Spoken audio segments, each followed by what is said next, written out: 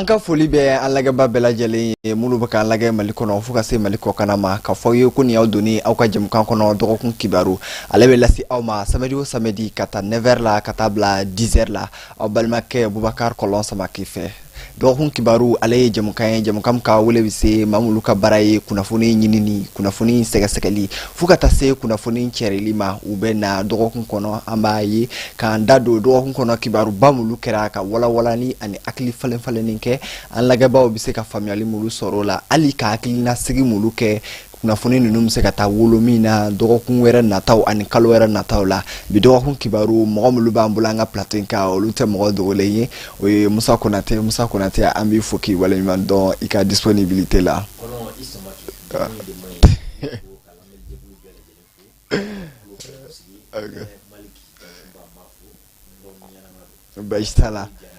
Baitala donc an ka ma filala a y'a faamu ale fana tɛ mɔgɔ dogolen plateau in kan ale Maliki Jankunba ye ale b'an bolo kuma caman sisan an tun fɔmana ma dɔɔni Maliki an b'i fo k'i waleɲuman dɔn i ka nali la an ka plateau in kan. Musa i ni ce Musa tɔgɔ fila donc i fana bɛ fara ne kɔrɔkɛ parce que i ye n kɔrɔkɛ wolo fana ye Musa i ni ce i ni baraji k'an wele an ka na hakilina falen kɛ ka baro kɛ surtout ka ni n kɔrɔkɛ sigi plateau kan a diyara n kojugu k'a fɔ lamɛnbagaw ye baro kun ye ɲɔgɔnna faamu ye ni film bɔra la o ye kalan dɔgɔya ni denmisɛnniya ye u k'o hakɛto kan basi t'a la i y'a fɔ cogo min na baro kun ye hakilina falen bi dɔgɔkun kibaru hakilina falen de b'an se thème ba fila ma o thème ba fila an y'a ye k'a fɔ nin semaine in daminɛ précisément mardi o ye date ye depuis nin san laban in na an bɛ se k'a fɔ kɛrɛnkɛrɛnnenya nin san saba laban in na transition sigilen ka se bi la san saba laban in na an y'a ye k'a fɔ janvier kalo kɔnɔ fɛti kelen de tun bɛ yen n'o ye 20 janvier mais san saba laban in na an y'a ye k'a fɔ 14 janvier fana farala kan o thème a décliné no a dédié no ko journée de la souveraineté retrouvée donc an ka bi bakuruba la an da bɛna s'o ma o bɔlen kɔfɛ états généraux ale kɛra semaine tɛmɛlen de la culture états généraux yɛrɛ a objectif ye min ye a nana mun cadre kɔnɔ an da bɛna s'olu de ma bi dɔgɔkun kibaru plateau sanfɛ donc an tɛ nin ko in ta yɔrɔ jan Musa Konate an y'a ye semaine kɔnɔ mardi précisément sera date ma n'o ye célébration de la souveraineté retrouvée nin y'a 3 ans ye faamuyali la mun faamuya ni zein édition na yana an ka don ko fond yɛrɛ kɔnɔ hali ni maliyɛn caman b'a fɔ k'an bɛ kɔkanna de jateminɛ mais an ka fond calculé fɔlɔ an b'an ka se forme ma ni édition ye mun de jateminɛ a la bakuruba la. Bon bakuruba la n'i y'a ye k'a fɔ maliyɛnw mobilisé na a tɛ san b'a jateminɛ a kɛra Bamako i n'a fɔ jamana kɔnɔna na an y'a ye k'a fɔ wulikajɔw sabatila ko la k'a yira k'a fɔ k'an kɛra an yɛrɛ ye kura ye o de kɔrɔ dɔ souveraineté retrouvée ayiwa ko an ka ko y'an ta ye i n'a fɔ an ka kabanɔgɔw ayiwa an ka fɛn o fɛn bɛ yen k'o bɛɛ kɛra an ta ye barisa n'i y'a jateminɛ yɛlɛma hɔrɔnya sɔrɔ ko fɔlɔ an y'a ye k'a fɔ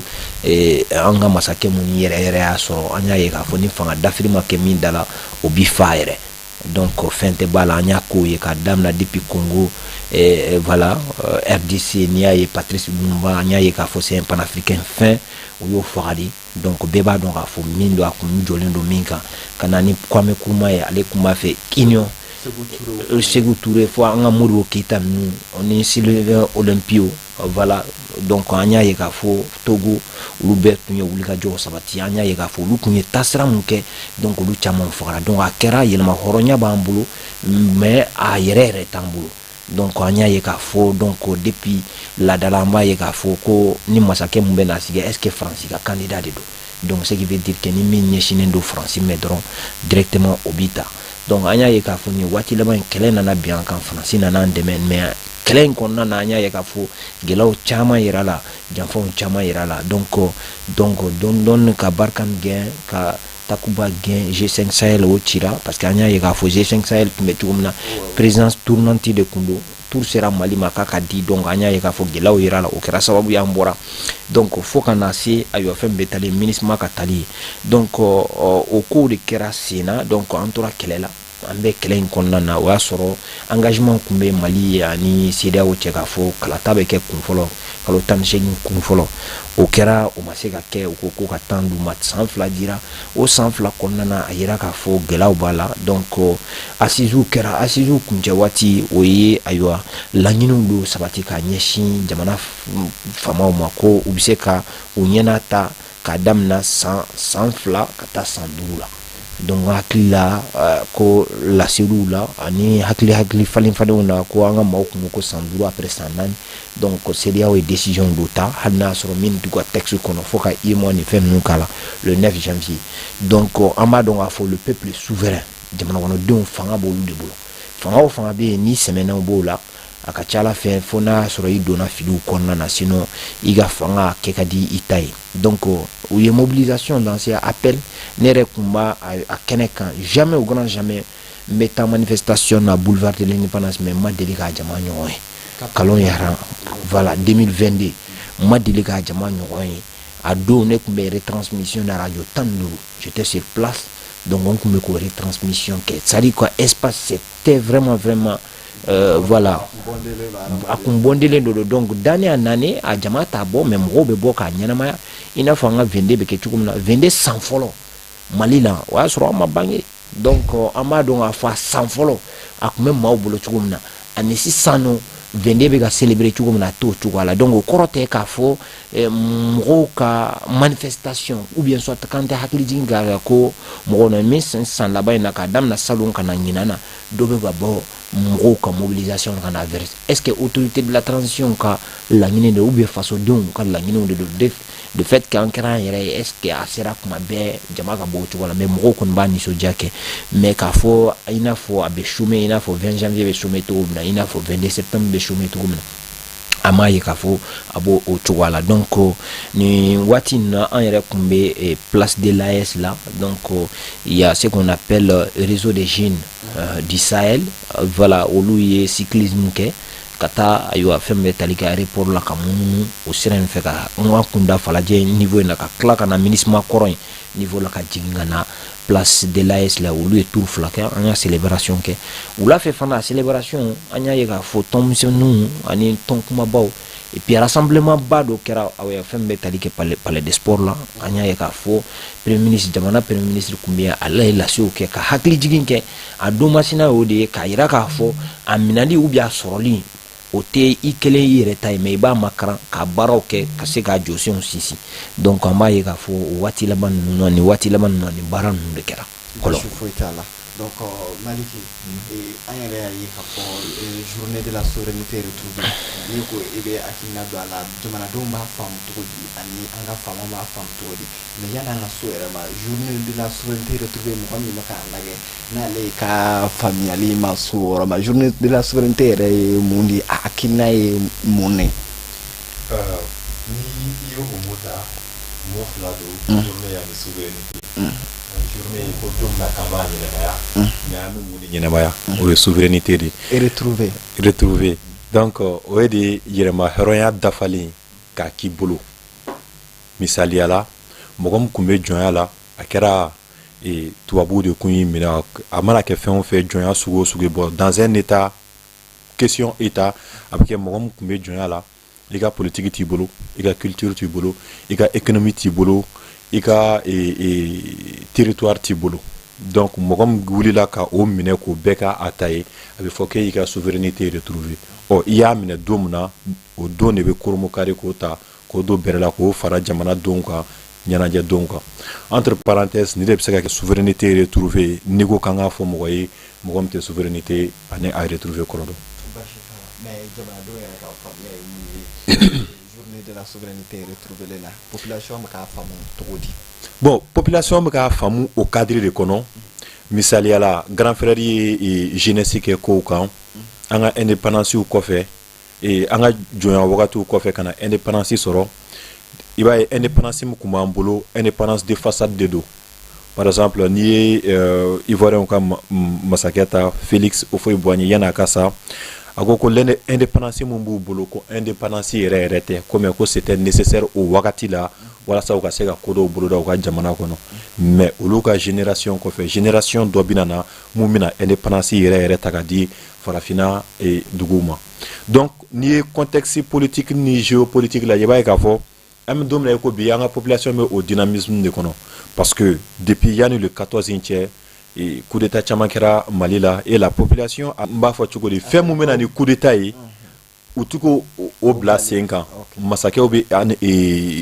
régime birigi masakɛw bɛ violation kɛ CEDEAO tɛ kuma mais wagati min na ni population bɔra k'a fɔ ko masakɛ masina ka taa a kɛra a ka taa kuma de la ou bien a kɛra a ka taa fanga de la sans ce moment CEDEAO bɛ bɔ ka na fɔ ko non ko coup d'état balilen don u ka cadre kɔnɔ or que n'i ye CEDEAO ka texte fana ta i bɛna ye k'a fɔ CEDEAO ka texte kɔnɔ a sɛbɛnnen don k'a tɛ daga masa si ye i k'i ka jamanadenw tɔɲɔ a dagalen don masakɛ a ɲininen don masakɛ bɛɛ fɛ kɛnɛya lakana dumuni ani courant i k'a di i ka jamanadenw ma mais i b'a ye k'a fɔ an ka jamanaw kɔnɔ CEDEAO jamana ɲɛmɔgɔw tɛ nin si sabati mais CEDEAO tɛ bɔ ka jamana ɲɛmɔgɔw wele k'u interpeller k'u bila u ka droit kan et à un moment donné ni population dimina ni population bɔra k'a fɔ ko jamana ɲɛmɔgɔ masina ka taa CEDEAO kelen bɛ bɔ k'a fɔ ko coup d'état prohibélen don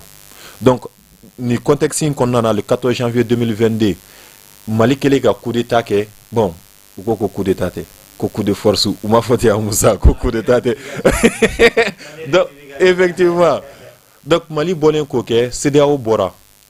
kana kan ka segin an kɔ bon wagati y'a sɔrɔ mɔgɔ minnu bɛ yan kɔ donc CEDEAO yɛrɛ bolo kaba banna fo a nana sariyaw ta minnu yɛrɛ tɛ don a ka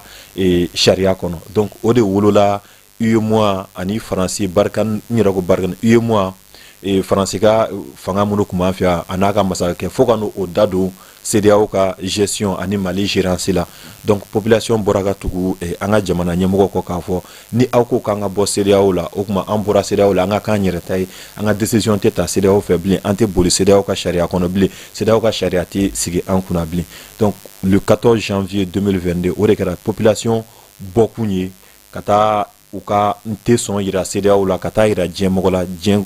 jamana kɔnɔ ani jamana kɔ kan k'a fɔ bisa n'a ma ɲɛ ko anw ye jamana ye o tuma an ka fɛn bɛɛ ka to an yɛrɛ bolo an ka kiriw an b'a ta an yɛrɛ ye sariya minnu bɛ taa ɲɛ an b'a ta an yɛrɛ an ka masakɛ ko an b'a ta an yɛrɛ ye ni o bɛ balo kɔlɔlɔ min na an jɛlen don k'o kɔlɔlɔ kunbɛn nka fo wagati min na an bɛ ka mun ɲini o ka taa sabati. Basi foyi t'a la i ye fɛn première édition fɔ sisan n'o kɛra 2022 o 2022 n'an y'o image a n'o video lajɛ an bɛ acteur dɔw ye o image n'o video la ɲinan an ɲɛ t'olu la certes fanga ye yɛlɛma ye mécanisme dɔrɔn don an bɛ se k'o dɔw fɔ premier ministre ancien premier ministre Choguel Kokala Maïga ale kun bɛ mobilisation a kun ka fɛn surtout kun ka can surtout ka mɔgɔw fɛn kɛ ka taa souveraineté retrouver sens la a ka logique la o bɔlen kɔfɛ Musa Ben de Cerveau fana an kun ɲɛ b'olu fana na image la mais an ɲɛ to an m'olu ye nin na an b'a dɔn an tɛna don historique kɔnɔ kun min na o ma ye o kɛnɛw kan mais est ce que an bɛ se k'o kɛ bolofa ye k'a fɔ certes o ye dɔ bɔ mobilisation na parce que o bɛɛ fana n'a ka mɔgɔw de bɛ bɔ olu fana bɛɛ ye jɛkulu dɔw tigiw de est ce que olu ka absence olu ni fanga fɛnkɛlen ka bɔ ɲɔgɔn na est ce que o bɛ se ka engouement in dɔ bɔ a la. Jɔn ye indépendance ta ka di Mali ma c'est Modibo Keita. Oui, Modibo Keita ni Modibo kɔfɛ ni bi cɛ indépendance fêtera siɲɛ joli est ce que olu bɛ yen. Oui, mais Modibo kɔfɛ ni bi cɛ. Ne fɛ ka mun fɔ. N'a y'a ta k'a lajɛ certes Musa ye kuma dɔ fɔ anw yɛrɛ tun tɛ o wagati indépendance bɛ fêter kuma min na mais indépendance bɛ fêter kuma na ni ye histoire ta k'a fɔ mɔgɔkɔrɔba minnu bɛ ka fɔ hali n'olu bɛ ka dɔgɔya dɔɔni u b'a fɔ plus de combien de kilomètres mɔgɔw kun b'u sen na walasa ka na rassemblement min kɛ yɔrɔ min na dɔrɔn ka n'o la anw yɛrɛ peut-être 10 ans laban in anw bɛ se k'o de témoigner anw tun bɛ village minnu la o de an tun bɛ fɛ rassemblement kɛ yɔrɔ ninnu na mɔgɔw bɛ nɛgɛsow ni sow ni fɛnw ta ka na ɲɛnafɛ la bibi na certes a b'an profiter dɔrɔn minnu bɛ Bamakɔ yan a jour so ka dɔgɔ sa Jakarta de ka ca a b'an profiter dɔrɔn a donni chômelen don walasa an bɛ se ka libérer circulation na don min na mais hali n'a fɔra ko c'est à 2 pas de chez nous a tɛ foyi santi an ye o ye adamadenya yɛrɛ kɛcogo ye fɛn min t'i bolo n'i ye fɛn kura sɔrɔ a ɲagaɲaga b'i la i bɛ girin a kan mais plus i bɛ ka fɛn manifester plus temps bɛ ka tɛmɛ ça devient ton quotidien quoi ça va la chose là va être ancrée dans ton corps et bɛ tagama n'a ye don o don de donc e tɛna fɔ k'i bɛna journée kɛrɛnkɛrɛn n'a journée sera i b'a ye fɛn dɔ bɛ k'i la qui n'est pas mun tɛ ka kɔrɔ Ordinaire. mais k'a fɔ ko a bɛna bɔ ka dunubaw ni balanbaw de fɔ non o tɛ parce que a minɛ don ani bi olu tɛ kelen i y'a manifesté tu as déjà goûté tu as déjà manifesté i y'a kɔlɔlɔ n'a a fɛnw bɛɛ dɔn donc maintenant i bɛ tomber réflexion de kɔnɔ sisan un peu c'est comme ça sinon Choguel y'a fait ten o mais Choguel tun bɛ statut min kɔnɔ n'o tun b'a bila ka ni mobilisation kɛ ala kitira la bi a t'o statut kɔnɔ bilen sinon a y'a fêté a fɛ yen a yɛrɛ bɔra a taara an ye image ye sauf si c'est fake a taara fɛn affecté a y'a fêté yɛrɛ de donc Choguel y'a fêté mais bɛn an b'a faamu parce que bi bɛn donnen do bɛɛ donc a bilalen do bɛrɛ la bɛn ninnu ta bɛ kɛ o ye bon bɛn bɛ jɛkulu min kɔnɔ ni o ye yɛrɛwolo ye bon ni i ye jɛkulu ɲɛmɔgɔ minɛ jɛkuluden minnu b'a kɔ ni olu dalen do a ka danaya la olu bɛ frustré dɔɔni donc an bɛ se k'a fɔ olu ka mabɔli dɔɔni o bɛ se ka sɔrɔ bɛn ta o yɔrɔ fɛ parce que bi n'i y'a mɛn ko souveraineté retrouvée n'a ka mouvement a tɔgɔ MINUSMA ninnu tagali la CEDEAO décrié la effectivement même ka jeunes yɛrɛ minɛ la jeunesse de la population même k'a minɛ yɛrɛ k'a nujuru di fanga in ma bɛn jɔdaba de bɛ a la donc n'o o bɛn kelen datugulen do bi forcément a ka mouvement bɛ frustré dɔɔni quoi mais n'i ye ne yɛrɛ de ɲininka n t'a dɔn ni i ka question bɛ fɛ ka o ɲini k'a fɔ ko est ce que 14 janvier o de ye souveraineté retrouvée a ne b'a fɔ ne bɛ mɔgɔw la minnu ma sɔn k'a fɔ ko 14 janvier mais an bɛ Musa ɲininka question la Musa e bolo peut-être régime de transition in de fait que a b'a ka ani mɔgɔ minnu nana ɲɔgɔn fɛ an t'a fɔ les premiers hommes parce que ko caman bɔra Ibrahim Boubacar Keïta fo Ibrahim Boubacar Keïta ka fanga in binni ka se bi la acteur caman bolo k'ale tun ye première plan ye kɔfɛ olu bɔra première plan na mais de fait que régime de transition in ani mɔgɔ minnu ye fanga in instauré ka engouement di mɔgɔw ma olu caman bɛ ka dissocier ka bɔ olu caman bɛ ka séparer ka bɔ fanga in na est ce que o bɛ se ka kɛ mobilisation in fanga dɔgɔyali ye ka engouement dɔgɔya population yɛrɛ ka conscience la. On dit la lutte est remise. N'i y'a jate point dɔ la ça veut pas dire que ko kuntilennaw tɛ kelen séparer bɛ kɛ Modibo ka aux premières heures de l'indépendance u ni filidabo ninnu bɛɛ don mais waati min na u bɛ ka avancer hakilinaw nana fɛ finalement fɔ ɲɔgɔn ko nana an y'a ye Musa n'a ka mɔgɔw olu nana waati min na u kun ye mɔgɔ 14 mais an bɛna dɔn année 80 na o na 78 a n'a ka mɔgɔw fɔra ɲɔgɔn kɔ an y'a caman ye ainsi de suite n'i y'a jateminɛ Adema la ye Alpha nali bon Alpha tatola a bɛ ten en général nin cycle in bɛ fanga de kɔnɔ fo mɔgɔw k'a dɔn k'a fɔ fanga kɔnɔna na i b'a sɔrɔ aw bɛ jɛ ni jamana ko nana bɛɛ b'i ka fɛn to kɛrɛfɛ aw b'a kun ci o la n'o bɔra yen i b'a ye divergence de bɛ na M5 ka di tila Ivan i y'a fɔ cogo min na olu de kɛra percusseur ye fɛn na ka mobilisation yani ayi non k'an bila ka IBK yɛrɛ ka fanga bi olu de y'a ninnu bɔ ka kalo caman k'a la après ensuite militaires nana mais bibi na n'i y'o M5 in yɛrɛ ta n'i y'a fɔ ne ye ne bɛ se k'a fɔ M5 in bɛ da la kuma dɔrɔn de sinon a kununama n'i y'a ténor ninnu na ye ka n'a la ye bi i b'a ye k'a fɔ n'a fɔra ko M5 yɛrɛ ka bɔ u tɛ se ka kɛ i n'a fɔ kunun les madame Si Kadatou Sow, Koniba Sidibé et Mohamed Bachili, Modibo Sidibé, Fogase Cheikh Oumar Sissoko et Imam Mahmoud Diko Kaoudim, Kassé Clément Dambélé Nouna, ténor ne sait qu'à beffo quoi. Ben le cerveau nous, Oumar Mariko nous, ni à la yeni ni ténor nous bekumbe nyomolo. Mobilisation ba keke tukumuna do kumbe fara yangaka. Mais acteur quoi on en a arena donc maintenant vision il va sur ta femme maracho et réalité do bolo tout bolo donc be fonyon ko wajibi de do binaola mais cela ne veut pas dire que baron mun be senaka a note kaye hal tout le monde est unanime ka ko sécurité na bebo redresser sur le plan sécuritaire be kon tutugulon ni ko économie yoro kuma ka cha yoro la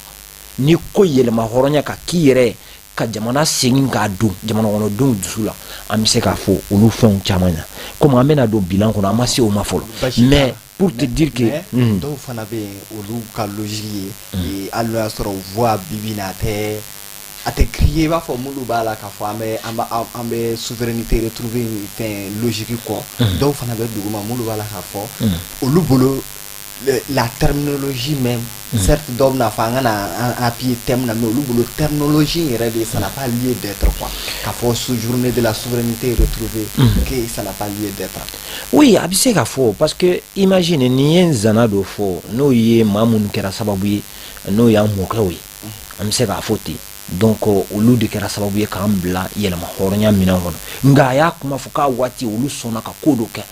waasa u ka se ka dɔ bɔ gɛrɛntɛ la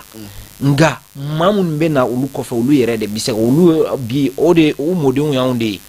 k'olu de bɛ kɛ sababu ye ko ka yɛlɛma hɔrɔnya yɛrɛ yɛrɛ di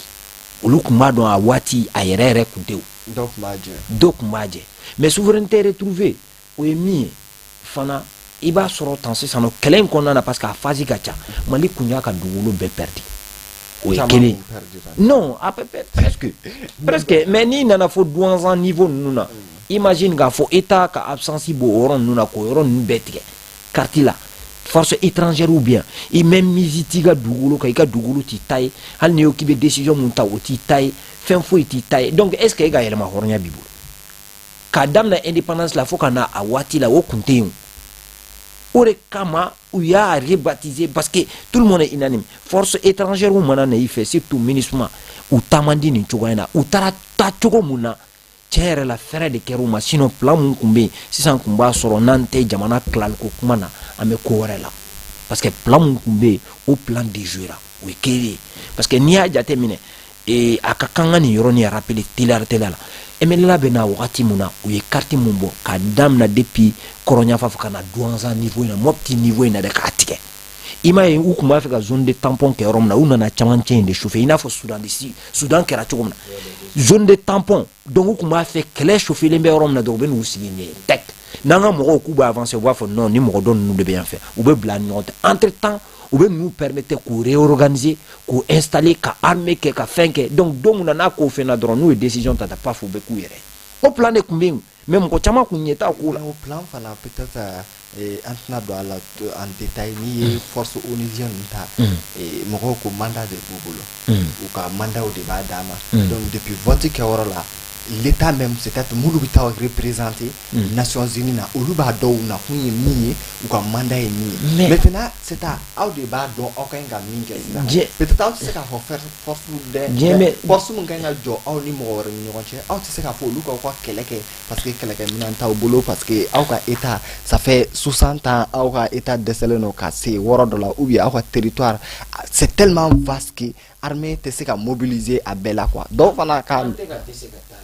accords caman kɛra a fɔra ko de démilitariser la zone nord o kumaw de fɔra jɔnw y'o tinti an kan jɔnw bɛ rébellion animer olu de don au profit des richesses n'anw k'an bɛ don o la a ko ma nɔgɔ an bɛ na to munumunu o ye ko wɛrɛ de ye min bɛ fɔ sanfɛ ani min bɛ kɛ duguma o ka jan ni ɲɔgɔn les 11 accords coloniaux caman kun bɛ yen bɛnkan 11 mun kun bɛ yen indépendance bɛ taa waati min na i n'a fɔ bâtiment mun bɛ yen faransi y'an ka maa mun forcer k'u bila jɔnya baara la k'an k'o sara u ye fɛn caman bɛ yen décision mun bɛ yen n'i b'a ta i ni jijɛmaw n'aw bɛ na a baaraw kɛ fo faransi de k'a fɔ baara kɛmɛ b'a la faransi bɛ na o dessus parce que a b'a dɔn k'a fɔ n'a nana directement population opinion bɛ b'a kalama mais u dɛrɛlen don système dɔ de bɛ yen i yɛrɛ b'a dɔn n'i ye min eli n'a nana fanga la yan'a ka na fanga la a bɛ kulo sugu bɛɛ kɛ a b'a fɔ n bɛ nin kɛ mais une fois a nana fanga la a bɛ fili a ma mais système de b'a kɛ hadamaden hali e yɛrɛ mun filɛ nin ye a bɛ comme bandiw ka jɛ yanni e ka don a la mais une fois i donna a la dɔrɔn i bɛ kɛ mɔgɔ hali n'i ko k'i bɛ ko dɔ kɛ u b'a fɔ bon n'i ye nin kɛ nin bɛ yen donc e de bɛ yen i tɛ se k'a ɲɛfɔ kan dɔ in dɛ wa i bɛ to nin cogo in na u b'a fɔ kɔlɔn an dun fililen don i ma dɛ mais i t'i yɛrɛ bolo i t'a dɔn i bɛ n'i yɛrɛ sɔrɔ cogo min mais n'i ye maa sɔrɔ don min na min nan'i bɔ bolo la k'i kisi i b'a ɲɛfɔ voilà donc o problème de tun bɛ yen donc n'i y'a jateminɛ nin cogoya in na donc gɛlɛyaba de tun bɛ yen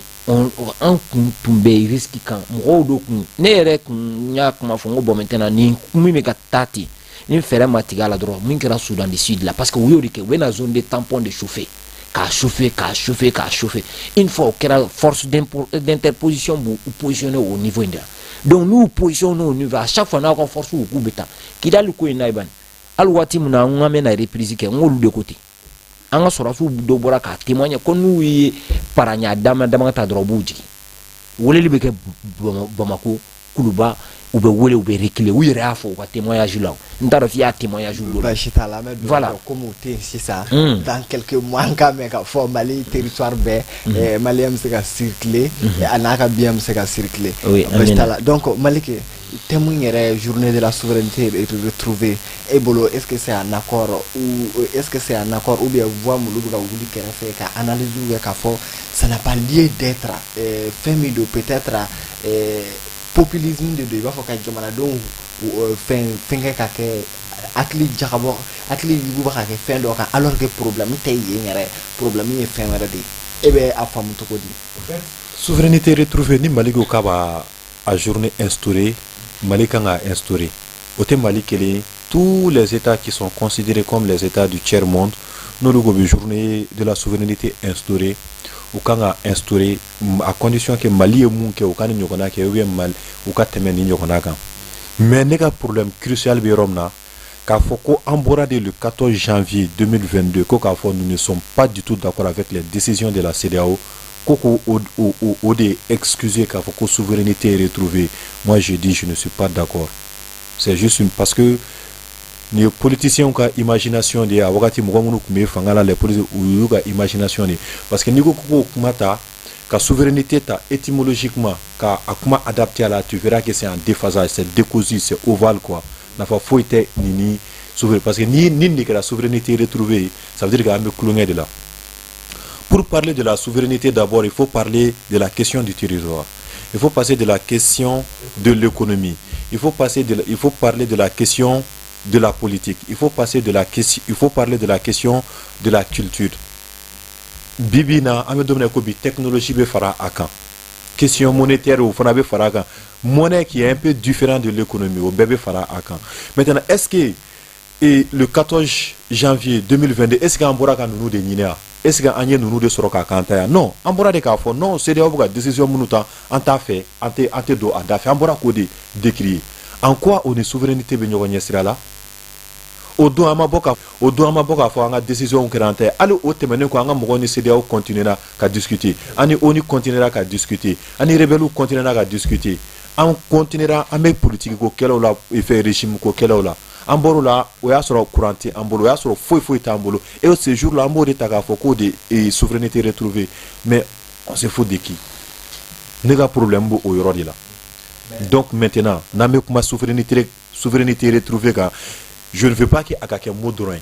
mais je veux que aka dédié comportement na aka dédié akiula aka dédié action na mais akana faudra ambora ani boko jollege kata fena. Est-ce que ce n'est pas les mêmes problèmes qui persistent aujourd'hui? C'est pas le problème énergétique qui persiste, les problèmes de l'économie, le problème énergétique, le pouvoir, sécurité, culture, c'est les mêmes problèmes qui continuent toujours. Amanichi sur follow.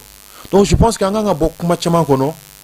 anga tabara ke quoi raison pour laquelle j'ai aimé quelque chose le 14 temeni ou moi son journée fériée. Ça j'ai beaucoup aimé. Et quand on a demandé au ministre de la jeunesse comme on a quoi journée fériée, journée ma fériée, non, on bara doublé, on a triplé, on a quadruplé. Mais ce n'est pas une journée que on a foko ama fériée. Pourquoi? On doit montrer au monde que Mali est un pays résilient qui aime travailler. Je pense qu'il faut faire en sorte que les journées ou les noms des journées soient en phase avec les réalités, avec les actions. Il n'y a pas de problème de là. Problème de Facebook, pour donc analyser certes, les journées qui opportunité de discussion, séance de discussion, institution d'amani, département baoula ou quoi, qu'est-ce que ou c'est que du que Alice ça voilà ça jamana c'est que à positionner tout comme na voilà ça jamana c'est que aki do soro tout comme na do fana analyser certes parfois à ma fois journalisme na ni terrain si le terrain arrive à l'air ou tes informations il faut que le terrain soit en retard pour avoir information certainement souvent ni fait y en a à formandi quoi il t'a véhiculé mais le fait que cette édition a mais quoi fait choufanya ka formation personnellement à ne connait kono ne tun jigi baka mais ne ayi ka formation a jarane fana parce qu'au bout c'était l'idée à kunkana chemin quoi kana que chaque opportunité ga prendre le chemin quoi mais mulu fana ba foga ni journée sugu no alla ma chemin ka ke organiser ka débat sugu do organiser département ni ñoronche ou bien institution do ni ñoronche wala sa jamana be ka avancer to mi ebe o idée o reçoit to di est-ce idée là non ka foko ka ni 14 janvier ni ta moko kanu siki ka débat on fait onke n'était au idée là parce que Mali nega famille là Mali temena au niveau quand quoi au fait en temena kata ñogonye croissant dunia wa jimi quoi en temena au niveau quand quoi et moi je pense aujourd'hui le mari est entre le marteau et l'enclume et Dieu fait un faux de tes mouvements fo mali kono mari problème na solution te mouvements fo TDR te mouvements ke synthèse te mouvements ke mali fait bec la no sebeni sigi ka fo konna ka seben ka black am o bana ko mali kono mouvement ndoro amena muneke. Moi je pense qu'il faut aller vers l'action. Maintenant côté département de Kasiga comme département obna mufo département beka régime qu'on a le département beka fait des routes dégager les nous raison pour laquelle à Saint-Delendo ni culturel ni administration ni économie ni politique ni non beka fait au fait journée qu'elle n'était pas taka foko journée qu'elle n'est pas non parce que dongo do conseil des ministres là dongo de atelier de réflexion mais pourquoi ko beta kana foko de na 14 janvier na au fait ce 14 janvier là n'a pas raison de d'être quoi ni quoi na fatina mais maintenant nous on en a tadi par forme la tête du consommateur maintenant n'a pas que éto do de force onusienne ou akera CDAO akera force toyo maintenant ka fo de a ni doina ku hakili jigi pour que ka et moi créer ou faire ka fo malion me fait ka ko dege je suis d'accord avec ça mais s'il faut qu'il y ait un tour de kono ni de souveraineté retrouvée je ne suis pas d'accord et je ne le serai pas du tout. Donc Moussa souveraineté retrouvée à ce moment fana do wakati fana do journée fana do akenga essayer ka défi ani acquis do tenga jamana era ka fena est-ce que ni journée bi ce 14 janvier ni fena entre les 3 ans c'est la bilan fitini do be ka réflexion de que entre temps ni changera ani ni kenga évoluer toujours. Bon déjà jamana sara sumba anya yeka fo au falena donc et en même temps en code minier anya yeka fo fena donc avec ka sababu yeka waro récupérer et puis quand l'économie est redynamisée et en même temps aussi on continue le recrutement et le réaménagement amaka marma fait on s'en alkunu anya yeka fo lukumbeka do parce que nous sommes toujours en guerre à Maban donc on fait là et ils nous beka daile et puis en même temps anya yeka fo et jugement minier nous nous fona beka daile il faut lithium et stade infrastructure beka construit mais gela bien sur le plan énergétique amba donc il faut énergie ko y fait à joroba de be jamana ka sorola au kelendo ka jako msenu ani baramsenu na be fonga les PME et les PMU avec olufa et puis aller usine batigu avec gela donc chômage beka boya akula donc voilà baramu kumbe sena moko le kuma fo min sera ka ken baramu kumbe sena baramu bolo dala ba fo inauguration première pierre des bâtiments pour l'énergie to kuma waranda bisama peut-être au lieu nana wala sa défaillance ni énergétique ta fa jamana do mse ka soulager to komina oui o de kuma fora ko am se ka soulager to komina parce que énergie nkula kuma chama be ka fala afora kuma lima ka warsa do ka fo ça dit quoi à information jonjon est retembolo parce que ikanga c'est romna des fois et tout information donc au début ka ke abo fo journaliste souvent o de kama na nous comme là o ka bara ikuna fo nyindi muna ta c'est mais ta c'est le cœur c'est des questions sensibles nema kuna fo jonjon sura kula iba soro c'est classe secret d'état ou te bonaye parce que kuna fo nous ya ou fona min fona be fo en général amé spéculation rumeur de commenter donc ko mali de maka war sara ko kama uyatike o kuma do forasena donc ko noko de fait que embargo mu fena ko ri sababu ya uyatikana ye kurantigana pour que population be se ka morti tumna kuma chama be ka fo yoro mais le problème n'est pas à ce niveau mi fera ka fo ko plan de sortie mi be fo la groupe mu sana déjà ma suite yeula obeka moko kamanaga akula fora ko bena nyendo ko ka kunganga santuki utana na Nigeria ama surtout là kon 59 citernes et tan binu kumbe 59 citernes en tas de ko kara chuma ko fiolu mun kumbe ke fenna ko foko de nyine ko gasoil ko de ça dit quoi mo chara amoro là bon maintenant mais en vrai dire sur le plan énergétique comment tu allais de transition qu'on a ni sécurité ni mo beka sécurité applaudi et fembe tali que énergie coula a décrié nous ça il faut le reconnaître parce que il y a une corde wera na lancé tourni et président ka discours de V fanana espoir est-ce que ma espoir est tombé chiré bon on a binuga silence tout de combler parce que wagati min na centrale ninnu premier Pierre Beda ko les premiers kilowattheures vont être injectés dans le circuit d'ici 4 mois. 4 mois qu'on a 4 mois tɛmɛna ka mɛn an yɛrɛ n y'a ye Kassim y'a kuma kɛ a bɔgɔla donna fan caman donc kuma ma fɔ o la an tɛmɛna o la ka mɛn bon ni de ye réalité ye président bɔra ka ko kisɛ de fɔ mɔgɔw ye mais pourquoi attendre ce moment et pourquoi dire devant les légitimités traditionnelles et pourquoi ne pas voilà. montrer peut-être ni ne kɛra mais jamana ni sanction ne ta ou bien ni ne kɛra donc certainement ou bien ni ne procédure bɛ sen na pour que punition fana parce que wagati dɔ bon les vidéos de live je vois que les vidéos de live ça vient on me l'a envoyé ou décision tara kuno journal là ka quoi communautaire nous ko ou dissous ka boy ko les miliciens non milicité et attends 2 secondes juste 2 secondes, je m'excuse. Okay, juste 2 secondes. Ah, voilà, bon, sur le plan énergétique, c'est décrit. Voilà, urgent, dissolution des conseils communaux de Djala Korodji et du SAFO pour morcellement irrégulier du domaine privé de l'État. Voilà. Donc peut-être que oui, mesure non, au fond, mais imagine, au plus haut sommet de l'État, s'il faut qu'on emporte ou on amène l'État en bateau sur une mauvaise piste, ah franchement, donc les gens ont entendu, en ayant en tête, parce qu'il faut d'ici Sungalo, la situation va commencer à tenir. Oh, ni fait madame, il y a là, au cours qu'on est, au cours voilà, donc sur le plan énergétique, les gens crient, ça il faut le reconnaître. Mais armement, réarmement, voilà, le recrutement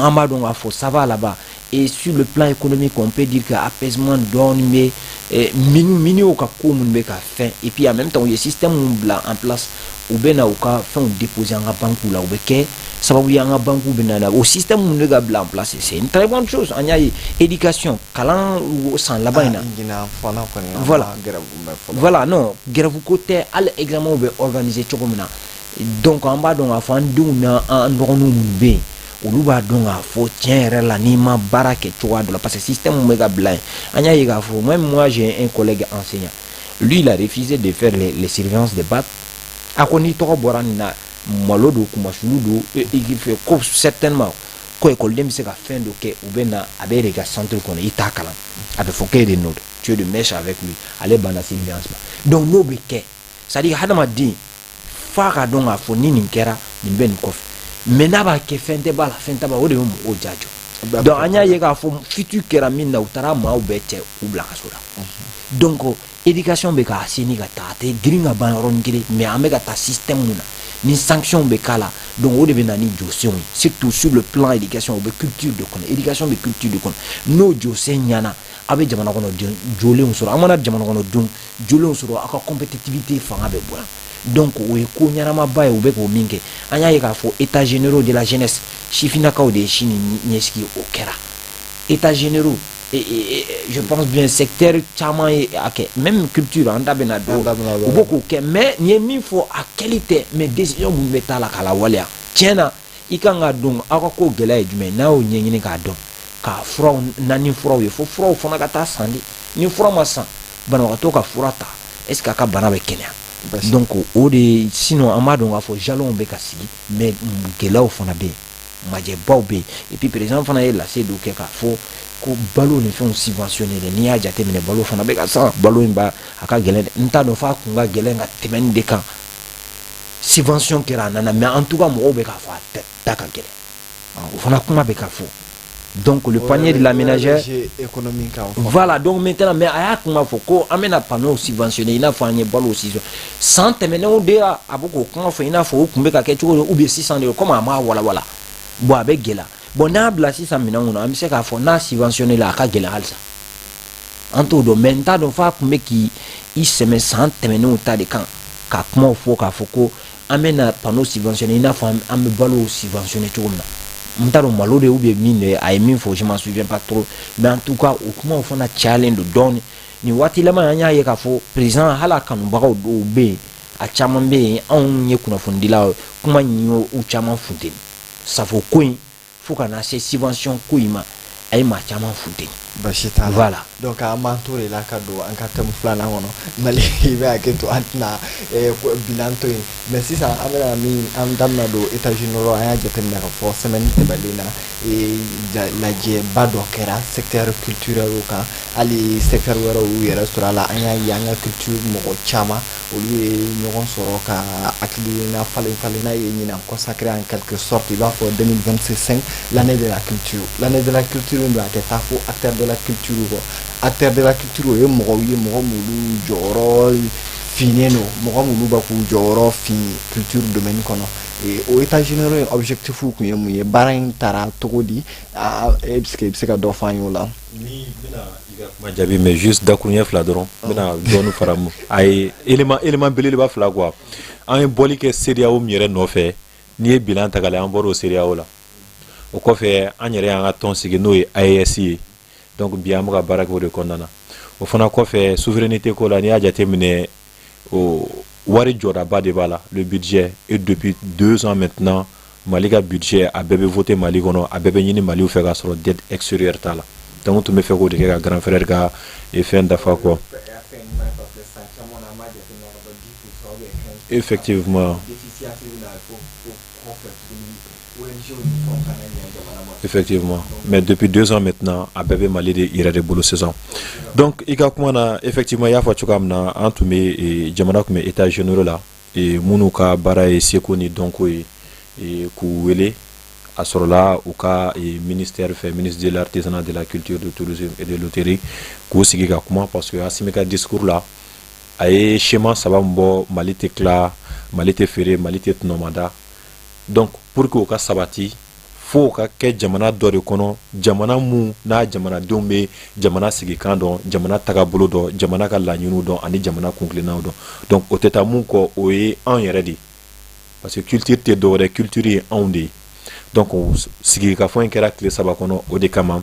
a laɲini kɛra mun ye mun de bɛ an ka seko ni dɔnko la ɲinɛ kelen don mun kɔ fɔlɔ k'o ɲini k'o dɔn gɛlɛya jumɛn de bɛ an ka seko ni dɔnko kan bi o ka ɲini k'o dɔn n'olu bɛɛ fara ɲɔgɔn kan mun de bɛ se ka kɛ walasa o gɛlɛya ninnu olu kan ka sɔrɔ tile 3nan laban commission sigira commission 12 kun sigira mais après a yira k'a fɔ non an ɲinɛna dɔw kɔ i n'a fɔ dɔnko ni maya i n'a fɔ les directeurs du festival ani musique urbaine parce que u kun ye musique fara ɲɔgɔn kan mais a nana ye k'a fɔ certes il y a la musique mais il y a la musique urbaine aujourd'hui qui joue un rôle prépondérant effectivement rap dancehall reggae olu fɛn ninnu donc maintenant commission o 3 nana fara ka kɛ 15 commission ye o kɔfɛ commission wɛrɛ nana qui est les jeux vidéo qui font partie aujourd'hui des cultures même ni Mali ta tɛ mais a intégré la Mali kɔnɔ parce que n'i taara an ka bureau kɔnɔ bi n'an taara baarakɛyɔrɔ la ni baara tɛ ou bien n'an taara jamajɔyɔrɔ la i b'a ye an bɛɛ ka téléphone b'an bolo donc tu vois c'est une culture aujourd'hui c'est un jeu qui engrange beaucoup d'argent dans l'économie aujourd'hui donc olu fana farala a kan donc kɔfɛ synthèse kɛra ka bɔ ni rapport kelen et moi j'ai été vraiment fier du rapport parce que a nana ye k'a fɔ n'i ye Mali cinéma ta k'a lajɛ bi n'i taara Nigeria ninnu kɔnɔ i bɛ taa Hollywood Nollywood ninnu sɔrɔ yen mais plateforme tɛ Mali bolo tapis rouge t'an bolo an ka cinéma bɛ yira an ka mɔgɔw la cogoya min na donc u bɛna Mollywood créer Mollywood kɔfɛ u bɛna i n'a fɔ le grand théâtre du Sénégal parce que n'i y'a jateminɛ bi théâtre tɛ yan bi k'a fɔ ko prestation bɛ se ka kɛ yɔrɔ min na donc u bɛna théâtre belebeleba dɔ dilan et puis n'i y'a jateminɛ an ka salle de projection au fait c'est des trucs qui sont déjà obsolètes qui ne répondent plus aux normes de la société donc u bɛna o kɔrɔlen minnu bɛ yen u bɛna o kɔrɔlen ninnu rénover k'a bila diɲɛ tagabolo kura ɲɛma mais ka tila ka salle de spectacle ɲɛnamabaw dilan région bɛɛ la y compris Bamako minnu bɛ se ka rencontre ninnu et prestations nous effectivement ça adapter l'intérêt quoi. Voilà, bon, pour la culture, pour l'année 2025 décrétée comme l'année de la culture au Mali aussi, ils ont décidé qu'à Tchatri Belebeleba de Glatomboktu ko commémorer ko ke atamachien fin chama ka boy kana économie yoro la parce que kana aide sociale nous ou sécurité sociale nous yoro la donc fin chama kera mamu yere la eduta moko yo ko mumna ke mais amafo akakuma na ko amafo abebse kake parce que ni bana mena Mali ni Mali culture kono ko jugu mais ka fo kibna ale ka mandat d'état kibse ka beke ko na yo ke abna mogo nege mais il va mettre tout en œuvre recommandation munu kera wala sa akuma ba chama ka se ka bla bala wala ni mogo munu bina na ale kofe olu ka terrain ta marche ka to da dafa en quelque sorte ni de kera a saison kono explication kan sisan ne bɛ min faamu a la certainement acteur caman bɛ yen ni acteur culturel kuma na u b'a fɔ Nigeria fanga ye Nigeria culture fanga ye jumɛn c'est que beaucoup de cultures se sont olu u mixera quoi b'u yɛrɛ sɔrɔ a kɔnɔ parce que ils essayent de vendre quelque chose i bɛ secteur caman sɔrɔ a kɔnɔ culture la quoi et puis encore u ye moyen fana sɔrɔ ka traduire langue wɛrɛw la walasa a bɛ se ka véhiculer hali mɔgɔ min t'i yɛrɛ sɔrɔ a la an b'a dɔn ka fɔ hali Mali yɛrɛ la Nigeria théâtre hali n'a voix doublé li mɔgɔ kelen b'a bɛɛ doublé certes mɔgɔw bɛ fɛn sɔrɔ a la envie sɔrɔ k'a lamɛn mais ni proposition in filɛ nin Maliwood an b'a dɔn Mali population peut-être est-ce que a kun solution tɛ i b'a fɔ ka jamana dɔw fara ɲɔgɔn kan parce que Nigeria tɛ se ka comparer Mali la population tɛ se ka comparer Mali population la Mali de comparer Nigeria la saga oui quelqu'un oui autant pour moi population fɛn tɛ kelen démographie tɛ kelen mais ni o ko k'a bɛna créer est-ce que ce n'est pas ka fɛn kɛ ani jamana wɔɔrɔ ni ɲɔgɔn cɛ peut-être AES o fɛn opportunité dɔ ye AES fana do kɔnɔ d'accord pour que c'est comme peut-être ne kuma dɔ de fɔ ne kumana ni verset coranique ye e y'a walawala sisan donc n'a fɔra ko Maliwood o de do quoi i filɛ ka fɛn fɛn fɔ n'a fɔra Maliwood n'a fɔra Nollywood n'a fɔra Hollywood parce que i b'a faamu ko fɛn yɛrɛ daminɛna ni Hollywood de effectivement donc industrie de do i filɛ ka fɛn fɛn fɔ o bɛɛ de bɛ don a kɔnɔ effectivement chaîne de valeur avec des activités connexes munu bɛɛ bɛna don a kɔnɔ k'a kɛ industrie kelen en un mot firme de do quoi du produit premier jusqu'au produit fini o de do mais munna Mali cinéma bɛ kɔfɛ parce qu'il y a pas un investissement et aujourd'hui tellement que investissement tɛ yen i b'a sɔrɔ cinéma ka di ne ye ne bɛ Musa dɔn n b'a dɔn caméra bɛ Musa bolo n bɛ Musa wele Musa bɛna an sɔrɔ donc an bɛ taa carré kɔnɔ an bɛ fɛn dɔ kɛ k'a publier là n'an sera ka chance sɔrɔ donc o de bɛna bɔ a la sisan ka industrialiser ka fɛn bɛɛ bila en forme costume minnu bɛ costume dilan en anglais qu'on appelle des costumaires minnu bɛ son voix audio ni fɛn même minnu bɛ doublon kɛ i bɛ ka mun fɔ u b'a fɔ ma ko doublon on va le faire en bamanankan an ka langue autochtone na mais pour que a ka se ka vendu kɔfɛla ninnu na il faut que a kana ka traduire et ce n'est pas que ne bɛ français mɛn dɔrɔn non mais o tɛ il y a des spécialistes comme ça minnu ka baara yɛrɛ de ye doublon ye et n'a bɛ ka kɛ ale t'a dɔn k'a fɔ ko acteur min filɛ nin ye ko acteur tɛ k'a doublelen don quoi o kɔfɛ plateforme bɛ na streaming kɛlaw a bɛ se ka feere yɔrɔ minnu na k'a sɔrɔ ala ma wuli ka taa je kɔfɛ komi n da de ma se ka don a bɛɛ la sinon ninnu bɛɛ talen don en compte par exemple stream n'i y'a ta k'a lajɛ k'i ka produit kɛ hali ni i ma taa je yɔrɔ la mais a ka se ka feere yanni i ka se ka prestation kɛ don min na ninnu bɛɛ bɛ na et puis i ye mun fɔ c'est très important il faut que an ka bɔ ka taa culture wɛrɛw ta ka na parce que ce que les gens oublient diɲɛ kɔnɔ bi n'i ye culture o culture ta i bɛ taa Mali sɔrɔ a kɔnɔ fitinin dɔ la quoi i mana culture o culture ta i bɛ taa effectivement sajou bena ɲɔgɔn sɔrɔ yiri kɔrɔ c'est pratiquement la même chose i bɛ Mali y'a kɔnɔ et puis hali n'i y'u ka musique ta cogo foyi t'a la f'i kana anw de sɔrɔ a kɔnɔ pourquoi tɔw nana ta anw fɛ yen ka se ka taa fɛn kɛ n'a ye mais a taara anw minnu fɛ yen nous on traîne toujours donc réflexion kɛra ninnu de kan et ce jour là moi j'étais vraiment content parce que ne ye mɔgɔ dɔw ye ni ko ɲɛnama tɛ i tɛ ninnu ye quoi c'était vraiment des cheveux blancs qui étaient là qui ont fait des propositions et ce que j'ai encore aimé mɔgɔw ye proposition minnu fɔ u da la parce que moi j'étais rapporteur de 2 commissions mɔgɔw ye proposition minnu fɔ u da la Mahmoud Dafé ce n'est pas une publicité mais ni mun kɛra o bɛ fɔ Mahmoud Dafé tɛ ne dɔn hali n'a y'a sɔrɔ ne b'a dɔn mɔgɔw ye proposition minnu kɛ a y'olu de ta textuellement mun bɔra aw yɛrɛ da a y'olu mots de ta textuellement maintenant a ma jɛn ni minnu ye a nana micro ta bon n'an ye nin kɛ tan parce que c'est un homme de culture depuis 30 ans a bɛ nin de kɔnɔ bon n'an ye nin kɛ tan a tɛna ɲɛ tan est ce que n'an y'a kɛ tan a tɛna norme sɔrɔ jamana ani jamana kɔ kan o votera olu sɔnna k'a sɔrɔ k'olu don c'est ce qu'il a fait même pour Maliwood minnu sigira o commission kama olu kun nana de ko kindi c'est en langue doga ko non n'i nana ko kindi tu verras que diɲɛ tɛna faamu maintenant il faut prendre le temps f'i ka taa expliquer diɲɛ ye mais n'i nana ta ko Maliwood le wood existe déjà effectivement donc mais ni ota itina concept expliquer le concept famna kaba donc ça j'ai beaucoup aimé et baraka choula oui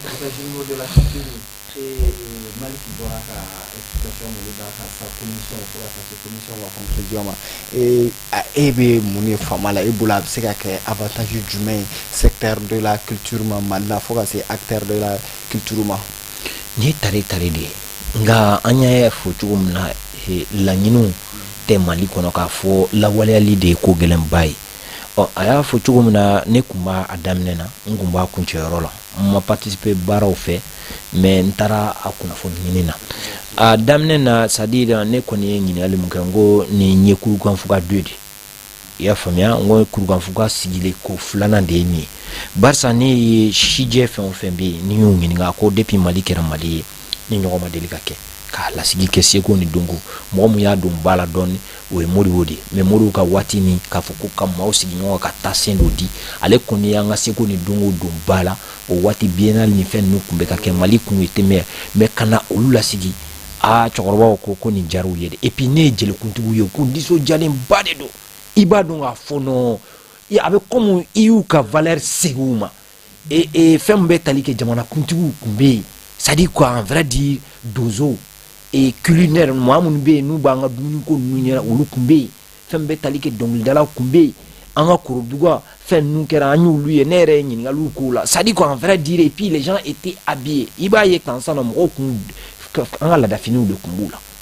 u kun bɛ yen ni min tɛ bazin parce que le bazin est devenu malien ni min t'o la bɔgɔlan b'o la c'est à dire comme les hommes de culture étaient au premier degré et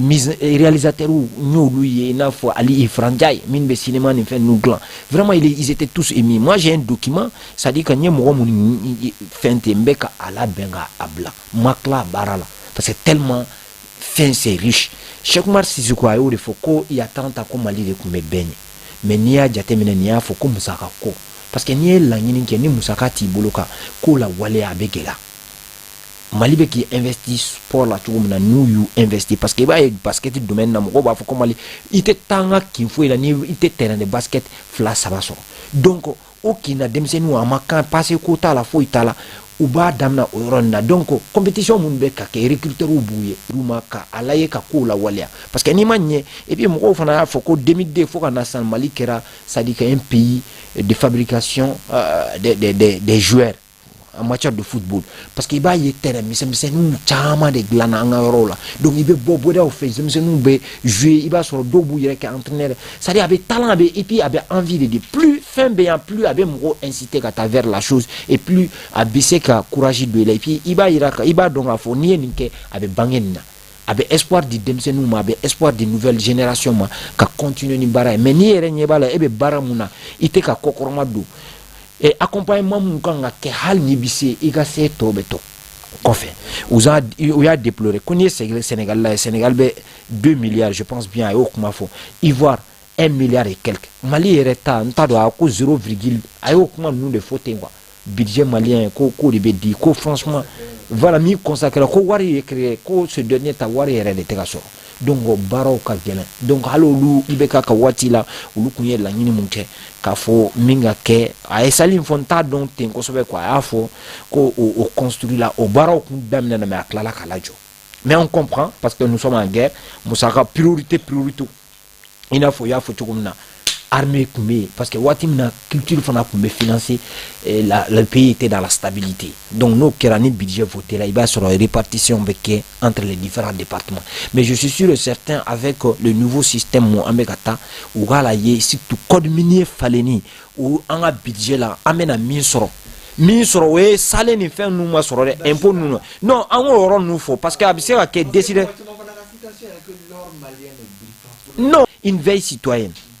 an kan ka veille de kan ka kɛ an ka musakako la a fɔra ko budget la ko nin fɛn na bon a bɛ taa lajɛ organisation minnu bɛ yen u bɛ bɔ u bɛ conférence kɛ u bɛ interpellation kɛ parce que an jamana denw fana souvent an tɛ interpellation fanga min ka ɲi a ma dɔrɔn k'a fɔ a k'a sigi jɔn na ou bien k'a wele non mɔgɔw talen don i b'a kalama non e ma min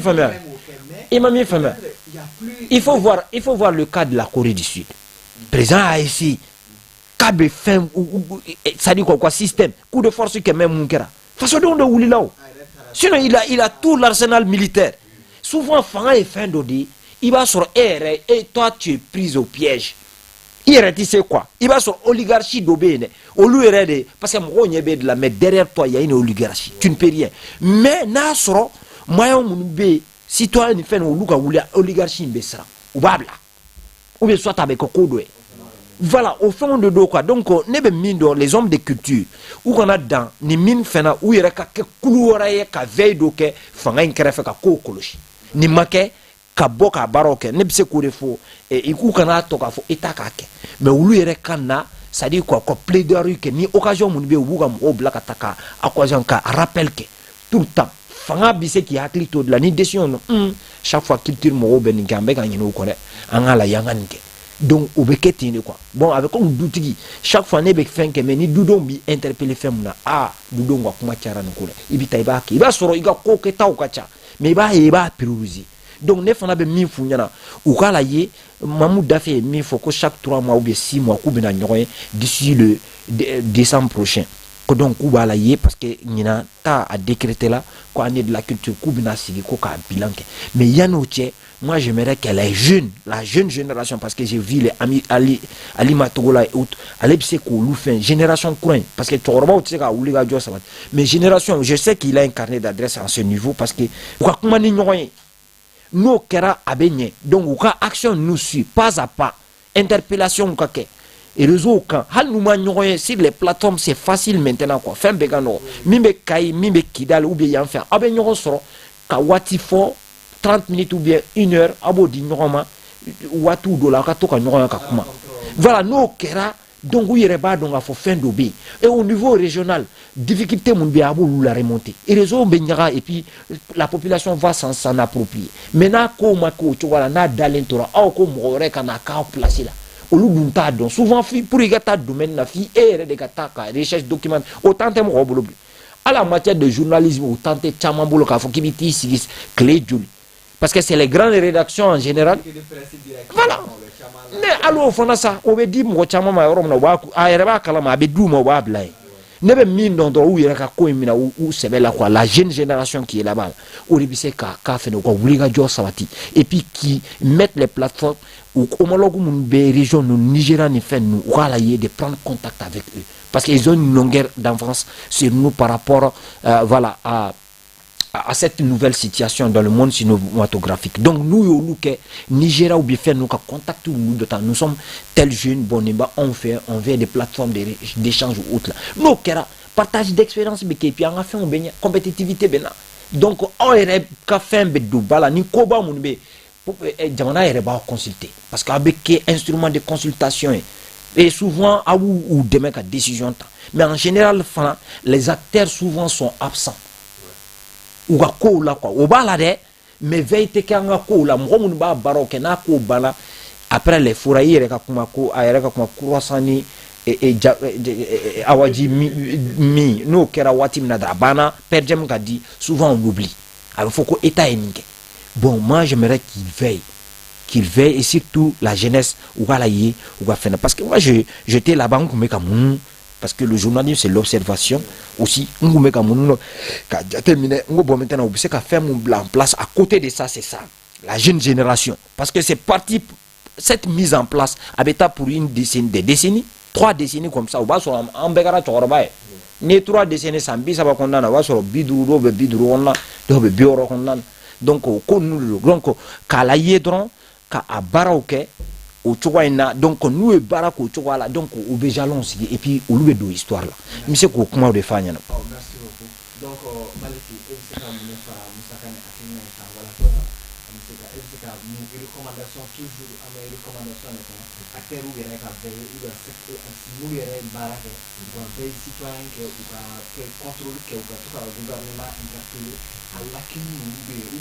des obstacles nous là ou bien avancement nous ka beaucoup de nos citoyens au confère et pour le journée avec analyse ça voilà ça idée nous ta recommandation nous ta kana bila pouvoir comme malida nous va faire pour nous avec tout le monde suit mala parce que baisse dans les pouvoir nous d'aller câble Angers malida de marque c'est jamais plus souvent c'est que barabike proposition ɲanama bi kɛ a bɛ classé jamana fɛn fanga kura min mina l'état ce n'est pas une continuité o bɛna table rase kɛ ka sɔrɔ k'a fɔ k'ale bɛ kura ta ka nin baara in kɛ continuité hali sisan. Je pense Moussa tilala o kuma na pewu. Il faut veiller quoi, veille de thé.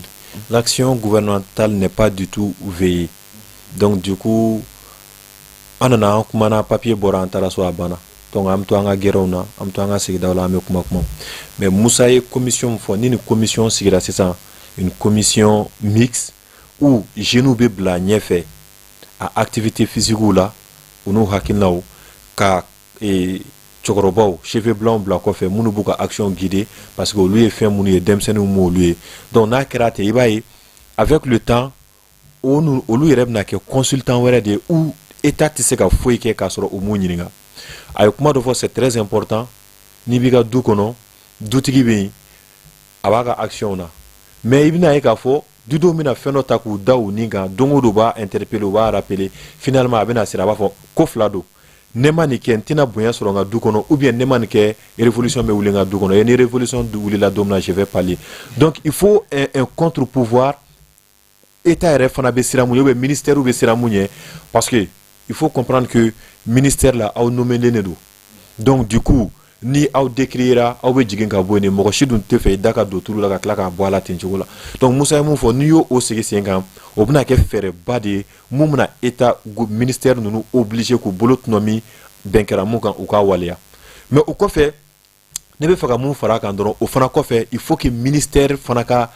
acteurs culturels ou ladje pas acteurs culturels mais les acteurs de la culture il faut que ku ou ladje akera musique yoro akera cinéma yoro akera scène yoro parce que moi je te dis aujourd'hui ni ne sigi ka mali filmu la bi abene dégoût. Toute personne qui connaît l'histoire aujourd'hui ma fo munu butu sigi doro ka ura le ura bambara de segu ma fo munu butu u sigi ka ladje mais munu be a histoire yere don olu tise ka filmu na net se ka ladje. Moi c'est qu'on vient na sabuke munye moi je vais dire dem génération munu bina na Moussa mu fo 100 décennies ça va décennie nani siècle kilen ko fo lu na ni filmu ine soron et ubuna ni ladje ba fo ko bunu ka segu histoire ta ni le kan ka soro si a filmu ni si a filmu raté e be segu raté ni segu raté be mali raté ni mali raté be bamako raté ni histoire betu lu no nyona kilengele kata mo be se kata ndai baba neta do ibsega urade bamara de sego ibsega tourner chori ga sori matan ndai baba nyini ndai baba makuma yesegu kan bon olubi non mais échec do mais exemple kilindron dima voilà mais exemple kilindron dima o filmu ina ne demseni neta don mais ne koni ka demsena ne munye ni okera sababu ni okera chin amanyir la jemi afuranye de ko saku me ko kungolo wolon vlaba ala mais film na tourner wakati mna na chokoroba uri bukata mugo tigindo violé ni en bema yo au lieu ko luga bara de kunya na onye den qualité du même je m'excuse du terme beka haketo mais nga famia de do mais aya dawnya korodoro ni ndekera tien histoire na nous on est qui. Donc moi je pense que filmu kanga contrôler même pas famu ni toka famu na parce que ni mika film financier ni bayeru de bora ko kana financer olupu hakina de doa kono c'est obligatoire. Raison pour laquelle l'état général de la culture. Oui. Mais c'est obligatoire. Ouais. Parce que Mali, en vrai, moi j'ai vu la jeunesse mobilisée à espoir barré. Ouais, ça c'est vrai. Même les classes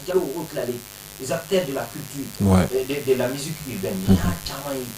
J'étais là-bas, pas que faire la couverture seulement, j'observais aussi ce qui se passe autour de moi. Donc je vis le Mali dans sa diversité, du nord au sud, hein, en passant par le centre. Donc voilà, donc on est Mindon, Alebadon, il est un journaliste, on peut dire il maîtrise l'information et la communication en même temps. Après qu'à faire moi donc je suis sûr et certain alima wole na bolen de benako wala ye abse ka kore fenre be faleni na minteni ko et puis we ke sababu anga kalanso parce que ko fembe tali ke ina oni bala faseke conservatoire bala faseke ou difficulté bade là. Or si on n'a pas un bon produit, la compétitivité ça va être très difficile. Très difficile. Donc il faut redynamiser au bala kele aflana mi filière quoi kanga daile. Styliste nyanamao, il va être en sana bébé qui est styliste comme ça. Mais qu'il faut que tu viennes d'une école de styliste, ah non a ma nɔgɔ quoi ne ma da la quoi donc u kan ka fɛrɛ tigɛ o la i bɛ k'o min fɔ maquillage o bɛ yen parce que o bɛɛ bɛ cinéma kɔnɔ spécialité et puis k'a lajɛ comment faire olu bɛ se ka valoriser cogo min na parce que baara tɛ quoi mais a valeur de don n bɛ k'o de fɔ mɔgɔ caman ye hali an ka baara in u bɛ nin min na ko toile la ko wari t'a la n ko parce que aw caman nana a cɛ wari bɛ sɔrɔ a la cogo min na a t'a dɔn voilà donc fɛn o fɛn bɛ yen a ɲɛ dɔn a n'a kɛ waati i b'a ye tan sisan nɔ baara tɛ ko don o don i b'a la mais baara ye impact de ye n'i y'a kɛ dɔrɔn a nɔ ka ye i fana ka nafa sɔrɔ donc n'o kɛra i b'a ye i bɛ bɔ i yɛrɛ la quoi. D'accord, pour boucler, donc il faut que Action Fanaka c'est que Moumé, un acteur de la culture aussi, à quand il y a un texte c'est vendront, mais à réaliser. Mais il faut qu'une commission soit là, mon texte là, surtout et surtout n'a sur qui texte c'est sur la culture, c'est sur notre histoire, c'est sur notre patrimoine. À quand il y a un c'est kata tourner. Donc je pense ni Olu Fanakera. Acteur de la culture ou kassu ou action kassu ou bna munke ou bna scène tourner chogodi je pense au lu kangaye ka costume lajé ani ka scène yere lajé